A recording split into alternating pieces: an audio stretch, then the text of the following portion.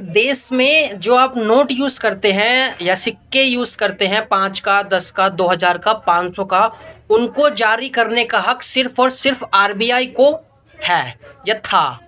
जी। तो आरबीआई का एक्ट 31 कहता है कि ओनली आरबीआई और only RBI authorise central government any organisation या अथॉरिटी जो आरबीआई से अधिकृत हो, देश में सिर्फ वही और वही नोट या कोई बॉन्ड इशू कर सकती है जो ट्रेडेबल हो या जिसका यूज़ एज अ मनी किया जा सकता है। ठीक है। सेंट्रल गवर्नमेंट ने इस आरबीआई एक्ट 31 को संशोधित करके फाइनेंस बिल के द्वारा, फाइनेंस एक्ट के द्वारा इस आरबीआई एक्ट 31 में एक नया जोड़ा क्लाउज आरबीआई एक्ट 31(3). उसके तहत सेंट्रल गवर्नमेंट को ये परमिशन मिल गई कि वो किसी भी बैंक को ऑथराइज कर सकता है बॉन्ड जारी करने के लिए।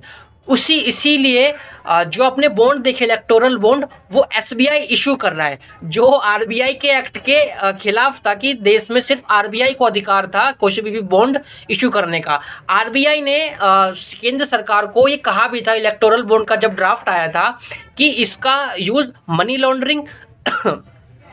लॉन्ड्रिंग में होगा, और आरबीआई ने इसका ऑब्जेक्शन किया था, लेकिन गवर्नमेंट ने इसको सिरे से निकाल दिया और आरबीआई को समझा रहा था गवर्नमेंट कि आप नहीं समझ रहे electoral bond it is to keep the privacy of the donor to confidential. मतलब ये आरबीआई को केंद्र सरकार समझा रही थी कि आप नहीं समझ रहे इलेक्टोरल बॉन्ड क्या है, क्यों है।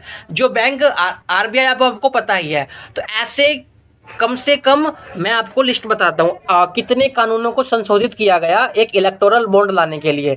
Finance act 2017, RBI act 1934, company act 2023, representation of people act 1951, income tax act 1961।